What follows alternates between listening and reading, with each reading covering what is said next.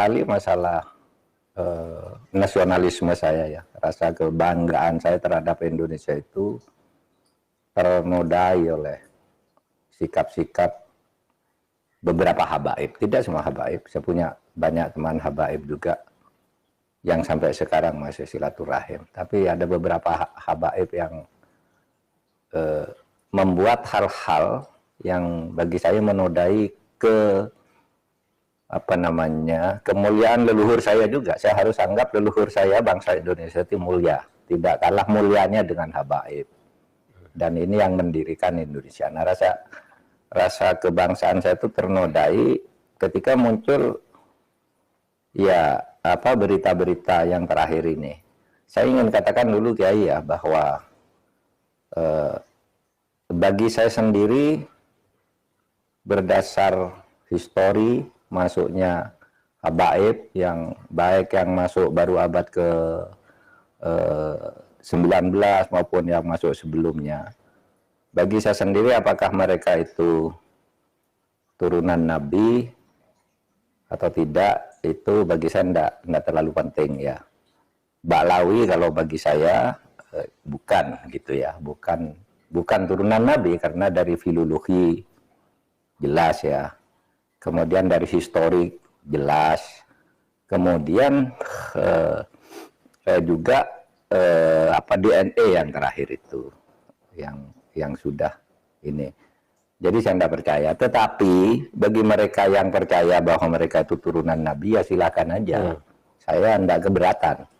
Saya tidak percaya, tapi bagi mereka yang percaya silahkan. Kan sama aja orang ngaku turunan Menak Jinggo, turunan Ken Arok gitu. Saya tidak keberatan gitu. Memang kenapa kalau turunan? Bagi saya tidak ada urusan. Tetapi yang saya kemudian tersinggung dari itu ketika peran ulama-ulama Indonesia dan para pejuang Indonesia itu diremehkan. Misalnya cerita bahwa proklamasi kemerdekaan Mei 17 Agustus itu karena bisikan Habib tertentu kepada Bung Karno itu kan tidak pernah ada dalam cerita itu. Semua yang menulis selama ini Bung Karno pulang dari Dalat, dijanjikan kemerdekaan, lalu terjadi sini tarik-menarik antara pejuang. Yang satu ingin merdeka secepatnya, yang satu menunda sesuai dengan persetujuan Jepang. Sampai Bung Karno diculik. Tanggal 16 itu diculik, nggak ketemu Habib. Diculik oleh pemuda itu, nggak ketemu Habib siapa, diculik, dibawa ke Rengas Dengklok. Pokoknya merdeka sekarang, kata Bung Karno ntar dulu, gitu. Akhirnya sesudah itu malamnya rapat di rumah Laksamana Maeda. Laksamana Maeda itu adalah Dandim lah, Dandim kota Batavia, tapi angkatan laut kan, karena di Batavia, Dandim Batavia kalau itu. Laksamana Maeda itu yang minta Bung Karno, Bung, kalau Anda mau rapat untuk merumuskan proklamasi besok pagi, di rumah saya aja, aman, saya yang jaga. Bukan Habib, tidak ada Habib. Cerita Habib ini tidak pernah ada di dalam sejarah kecuali dulu menjadi Usman Yahya itu menjadi muftinya Belanda, yang mengharamkan kita melawan Belanda. Justru itu Habib yang jelas itu tertulis dalam sejarah. Kalau Habib berbisik ke Bung Karno kapan? Dan tidak pernah ada cerita itu, gitu.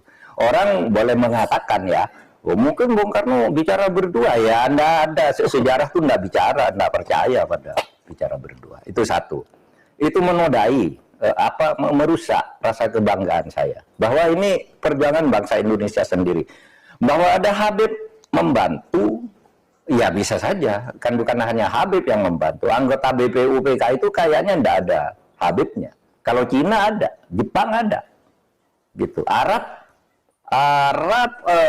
non Habib juga tidak ada karena Abdurrahman Baswedan itu kayaknya tidak BPUPKI,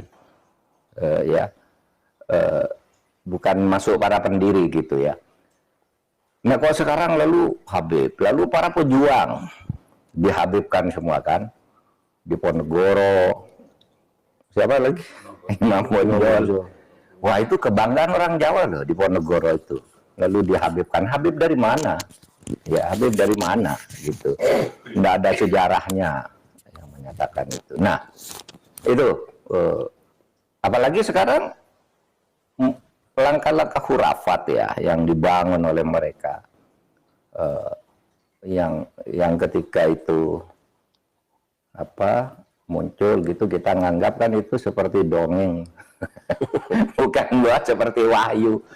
Masa malaikat katanya diusir, malaikat dikirimi surat, ini apa ini, saya bilang. Jadi agama tuh menjadi dongeng akhirnya. Saya percaya pada mukjizat, pada karomah, tapi enggak kayak gitu juga gitu. Yang cerita-cerita Habib. Nah, ketika ini muncul kan Rhoma Irama dituding-tuding oleh seorang Habib. Rhoma Irama, kamu fitnah, tunjukkan siapa yang bilang gitu. Kan kemudian muncul semua nih, ngomong ini ngomong ini, ngomong ini, ada yang macam-macam bahwa satu kaki Habib itu lebih tinggi, lebih mulia dari 70 kepala kiai, kan gitu. Itu kan penghinaan, betul. Kalau orang tidak terhina dengan ini, saya kira tidak, rasa kebangsaannya rendah. Karena itu dinyatakan, harusnya ditegur lah oleh kelompok habaibnya sendiri. Ada yang bilang juga Habib itu meskipun mabuk, berzina, itu jangan dimarahi. Karena kalau Habib itu pasti masuk surga. Aduh, dari mana? Nah kalau gitu, dan ini tidak ada yang menjawab bahwa ini tidak benar gitu. Tidak ada Habib yang menjawab gitu. Bahwa ini loh yang dikatakan. Tidak ada tuh yang menjawab. Hanya berkekeh aja bahwa Habib itu berperan di Indonesia, Habib itu wali, Habib macam-macam gitu. Nah oleh sebab itu, bagi saya ya silahkan, Anda keturunan Ba'lawi gitu kan, ya silahkan. Saya keturunan Mahmudin gitu, ya kan sama aja. Anda keturunan Minak Jinggo, tidak apa-apa, Minak Jinggo juga. Bagi saya sama aja Minak Jinggo atau Ba'lawi gitu, Kenarok gitu. Artinya mereka ini mempunyai kedudukan yang sama di depan hukum dan pemerintahan. Nah yang khurafat-khurafat itu menurut saya harus diakhiri sekarang, karena menimbulkan fitnah kan. Fitnahnya apa? Misalnya itu mendirikan kuburan-kuburan itu karena si Habib itu yang mendirikan kuburan-kuburan itu sebelumnya pernah berfatwa bahwa Habib itu meskipun sudah mati mendatangkan uang, kan gitu kan. Itu kan fatwanya waktu itu, agar orang menyembah. Lah kok ujung-ujungnya lalu membuat kuburan agar orang bersedekah di situ, kan tidak benar. Orang bersedekah agar ini dianggap Habib keramat. Ada di daerah Jawa Timur itu ada kuburan korban PKI tahun 65. Dulu disebut Sayyid Y gitu, kalau Jawa Timur kan Y gitu. Nggak ada yang peduli. Lalu tiba-tiba beberapa tahun terakhir ini itu dibangun kubur di sini, dibangun Habib ini, orang berbondong-bondong. Kenapa? Ini siapa? Nggak jelas kan? Nah, yang begitu itu membodohi bangsa Indonesia. Tapi saya hormat aja pada Habib-Habib seperti saya menghormati orang lain gitu. Karena kedudukannya bagi saya di depan hukum dan pemerintahan sama aja. Gitu. Kiai. Ya, jelas ya. Jadi beliau punya dua kesimpulan. Yang pertama, semua manusia sama. Ya. Mau Bani Minak Jinggo, mau Bani Kenaro, Kendedes, apa yang lainnya lah, atau Bani Toshiba misalnya, sama saja. Yang kedua bahwa beliau tidak terima, tidak terima kalau leluhurnya itu dihinakan. Menganggap bahwa leluhur bangsa Indonesia ini tidak berjuang. Ya. Seakan-akan kuburan-kuburan para pejuang pahlawan itu nggak ada nilainya. Justru orang yang selama ini dianggap sebagai pro kepada penjajah kok malah dipahlawankan. Mungkin itu Prof. Ya. Jadi betul. Jadi yang membantu Indonesia itu berjuang sendiri. Satu-satunya bangsa yang mengusir penjajahnya adalah orang Indonesia dan bangsa Indonesia sendiri. Bahwa ada orang lain yang membantu bukan hanya Baba Alawi, Baba Alun juga. Baba Alun, iya kan? Iya. Baba Jack Ma. Belanda dulu yang mendirikan partai politik pertama di Indonesia itu dulu Belanda namanya Eduard Weizsäcker. Kota Tuli. Iya, itu kan membantu Indonesia, gitu. Bukan hanya Habib. Jadi Jepang lebih banyak membantu daripada Habib.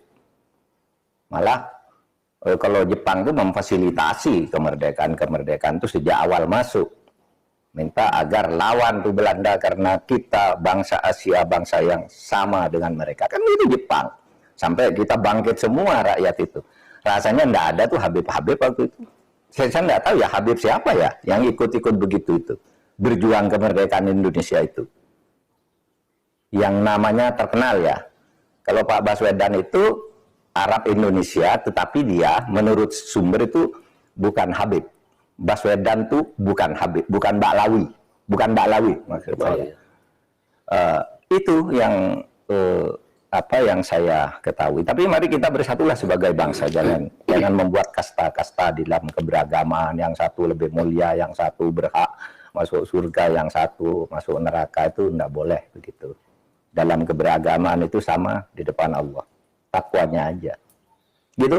Ya, ketika mencuat masalah hiburan, termasuk juga pemalsuan sejarah kemerdekaan, pemalsuan berdirinya NU, pemalsuan Ojatman, dan sebagainya, muncul ada statement dari orang-orang tertentu yang mengatakan bahwa ini kan berarti membeda-bedakan antara yang satu dengan yang lain. Kita sama-sama pribumi gitu loh.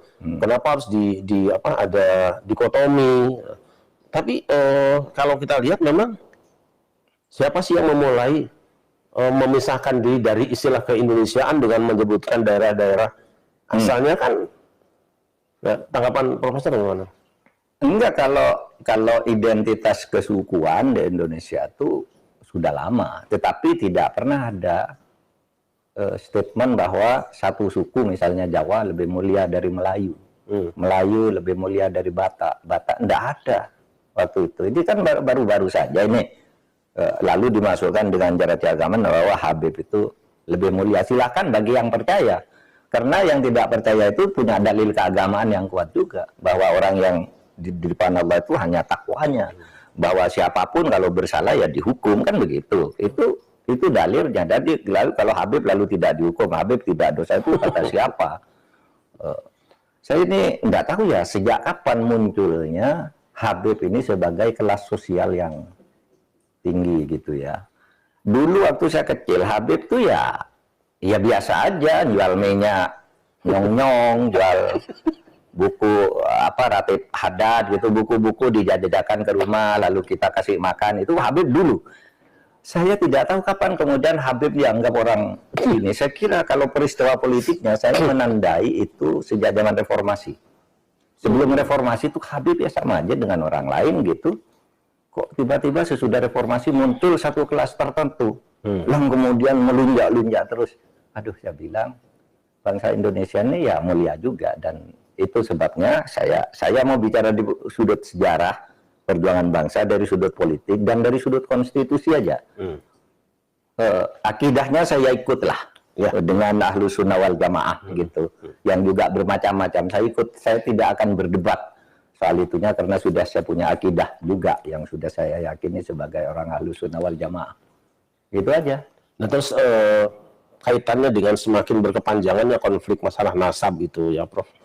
Mungkin punya pandangan lembaga mana atau institusi mana yang punya dalam tanda petik kewajiban ya, baik secara moral maupun secara konstitusi untuk mungkin menuntaskan masalah ini supaya cepat tuntas, karena bagaimanapun juga sekarang sudah menjadi isu yang bahkan menginternasional dan menimbulkan konflik horizontal di antara warga kita.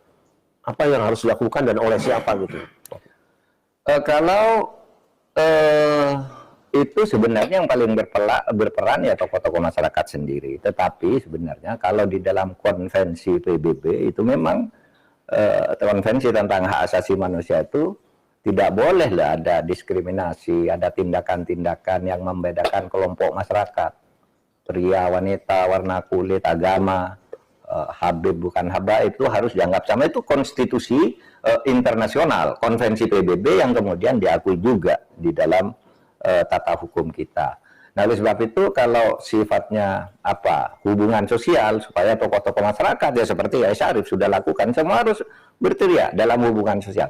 Tapi kalau sudah mengarah ke kriminal, melakukan diskriminasi dan orang yang didiskriminasi tidak terima, itu bisa mengadukan ke pengadilan.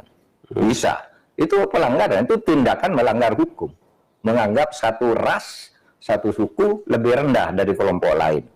Nah, tapi jangan sampai ke situ lah ya, jangan sampai ke situ. Tapi hukum ya bisa saja, apalagi kemudian ada komersialisasi gitu ya.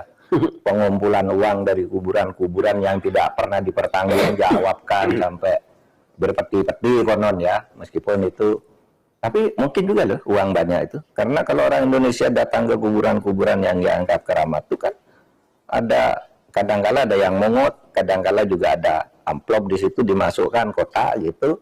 Ya saya sering juga ke kuburan Wali Songo, ke kuburan apa, kalau ada kotak gitu kan masukkan gitu.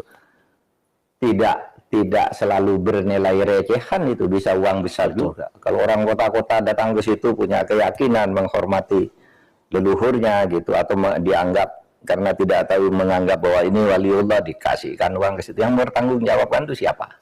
Gitu kan? Nah itu bisa juga pemungutan uang tanpa izin, dan itu tidak boleh. Itu bisa masuk kategori pungli ya, Prof? Ya bisa aja, tinggal anunya aja. Bukan pungutan lillahi ta'ala ya. Ya tapi kita tidak usah sampai ke sana lah. Kita sebagai bangsa bersatu aja. Jangan berpikir bisa mendiskriminasi oleh orang lain, gitu aja. Nah, untuk polemik nasab sendiri misalnya. Kan tadi Profesor sudah menyimpulkan bahwa Ba'alwi atau Habaib itu beliau yakin bukan dzurriyyah Rasulullah.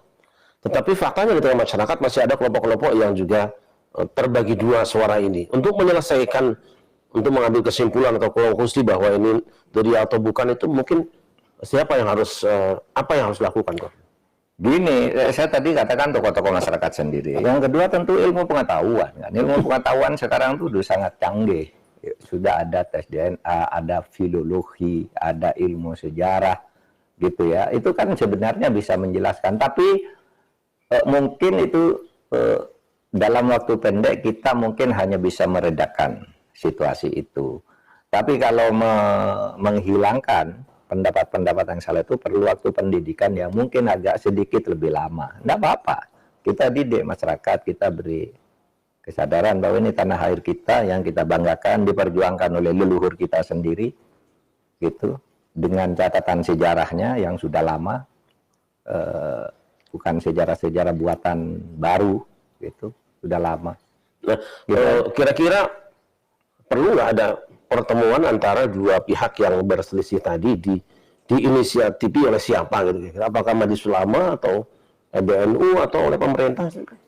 Ya silakan aja kalau itu bagus, kalau memang bisa dilakukan. Kalau saya sih, kalau saya ketemu dengan duanya hari ini, saya ketemu dengan Kiai Syarif Rahmat.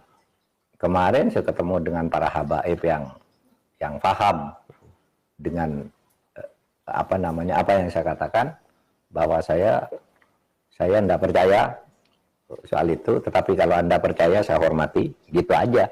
Dan ketemu, makan, dan mau berdiskusi, sudah dijadwalkan akan diskusi, oke diskusi, saya bilang. Nah itu tadi ketemu makan, kami juga sudah ngalami barusan tuh. Itu datang langsung, ya kebiasaan pada suku kan pidato, kopi, dahar, lalu potong-potong. Terkait dengan pemalsuan sejarah tadi, Prof. Ini kan berhubungan dengan marwah kebangsaan kita.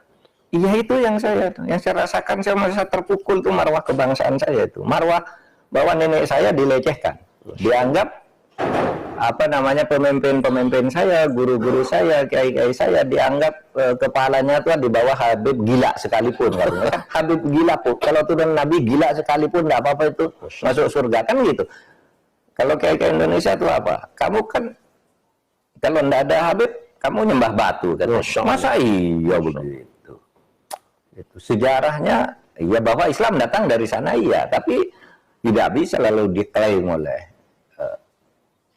orang yang menamakan diri Balawi, karena sumbernya banyak di Indonesia. Betul. Banyak orang kita juga yang belajar Islam langsung ke sana, iya kan? Bahkan ada Cheng Ho juga. Ya, ada Cheng Ho. Masya Iya Allah. kan? Saya sering mengingatkan teman-teman bahwa ada juga dari trah Cina atau Tionghoa yang ikut berdakwah di Indonesia seperti Raden Fatah kan itu. Ya, Raden Jimbun, Fatah. gitu kan. Itu Cina, putra Cina, Cina. keturunan Cina. Itu Fatah lah ya. Iya. Nah, tapi masalahnya kan gini, Jampa. Prof, sekarang itu kaitan dengan tadi ya, pemalsuan sejarah bahkan sudah ada di buku-buku toh. Bayangkan anak-anak sekolah sudah diajari buku-buku yang sejarahnya itu palsu. Kira-kira bisa nggak? Karena kan pelakunya itu sudah diketahui. Si sutradaranya, pembuat naskahnya itu sudah diketahui. Si pembuat kuburan palsu, pembuat sejarah palsu, memasukkan sejarah Datman, sejarah NU yang diputarbalikkan itu kan diketahui lah kelompok dan orang mana. Bisakah itu hal ini dibawa ke ranah hukum? Ada dua. Kalau sejarah itu betul-betul ditulis sejarah berdasar fakta dan analisis ilmu sejarah, itu tidak bisa ditentukan mana yang benar dan salah. Biar terus ilmu berkembang, saling berdebat, saling membuktikan sejarah. Kalau itu sejarah. Tapi kalau itu buatan, sengaja memalsu, itu melanggar Undang-Undang Nomor 1 Tahun 1946. Apa itu? Membuat kebohongan berdasar ras, suku, dan macam-macam gitu. Itu kan ada. Undang-Undang Nomor 1 46 lah itu. Ancamannya berat lah itu. Kalau berarti pidana ya? Iya, pidana. Undang-Undang Nomor 1 46 itu tindak pidana. Tindak pidana peraturan tindak pidana Indonesia gitu anunya. Dan sekarang masih berlaku. Dan banyak yang jadi korban gitu. Bisa orang buat sejarah sengaja memalsukan. Kalau sengaja memalsukan. Tapi kalau ada dasarnya, metodologinya, hanya bisa dilawan dengan metodologi yang sama. Kan gitu. Ya, itu. Makanya kemarin waktu saya Menko Polhukam itu kan ada yang minta agar pemerintah menulis ulang sejarah Indonesia. Persis, saya setuju betul. Saya bilang, tulis ulang sejarah Indonesia, yang nulis siapa? Nanti ganti pemerintah disalahkan. Versi lagi. Disalahkan lagi kan. Orde Baru sudah nulis sejarah, katanya salah. Diperbaiki, bilang lagi itu salah. Lah sudah, kembalikan ke ilmu saja, nanti kan masyarakat akan dewasa makin lama itu. Nah itu kan dalam kasus-kasus yang mungkin mukhtalaf ya. Ya. Kalau yang mujma' alaih misalnya atau mutafaqun alaih ya, seperti proses kemerdekaan. Kemudian ada cerita baru. Ini kan jelas bukan mukhtalaf, bukan sesuatu yang diperselisihkan. Atau katakanlah bahwa ini sudah pasti NU berdirinya seperti ini, Datman berdirinya seperti ini, saksinya lalu ada orang yang membuat cerita tersendiri yang sama sekali tidak punya landasan historis. Nah itu kan berarti pelanggaran ya. Apakah ada jalan untuk Itu pelanggaran kaedah keilmuan kan, ilmu sejarah namanya. bisa dibawa ke ranah hukum ya? Ini kan negara ya. Kalau mereka mengatakan sejarah lalu tidak ada tindak pidananya, tetapi kalau sengaja memalsukan sejarah itu namanya berita bohong. Tidak boleh. Ada pasalnya ya? Ada pasalnya, banyak kalau itu pasalnya. Bisa macam-macam. Gitu. Tapi mungkin kita tidak perlu ke sana lah. Mari kita hormatilah habaib ini seperti kita menghormati nenek-nenek kita juga. Bagi saya sama aja, orang Jawa atau orang Balawi atau Baba Alun, Baba Jekma, Baba siapa gitu, sama aja lah. Enggak ada urusan dengan itu. Itu perintah Tuhan kan begitu. Sabda Nabi juga begitu. Al-Quran juga katakan sama aja. Setiap orang dalilnya lebih banyak justru yang bicara dengan yang aneh-aneh itu. Itu selesai ya. Baik, pemirsa sekalian, sampai subuh insya Allah kita kuat bicara dengan beliau. Karena yang keluar selalu baru dan enak juga disampaikan dengan irama merdu gitu loh ya. Jadi memang karena kalau ahlinya masakan apapun jadi enak. Daging kalau serahkan bukan ahli masak tidak akan enak. Tapi kalau hukum yang bicara ahlinya kita kuat berapa jam pun. Tapi insya Allah yang beliau sampaikan malam ini itu sudah galihnya, kalau Jawa galihnya ya sudah intannya yang mahal. Jadi saya akan minta beliau untuk memberikan closing statement sebagai penutup perbincangan kita malam hari ini. Monggo. Saya menyatakan bahwa bangsa Indonesia ini atas hasil perjuangan pribumi rakyat Indonesia bahwa ada orang luar membantu, itu iya. Ada Mbak Alwi, ada Baba Alun, ada Edward Swedeker, ada Maeda, itu orang Jepang, orang Cina, orang apa juga ikut membantu, orang Arab ikut membantu, tapi yang berjuang kita sendiri. Oleh sebab itu, ini jangan dicederai. Saya cinta bangsa dan negara ini dengan sepenuh hati, ya berdasar keimanan saya kepada agama saya, kepada Allah Subhanahu wa Ta'ala, dan keyakinan saya di dalam cara berislam. Gitu aja. Baik.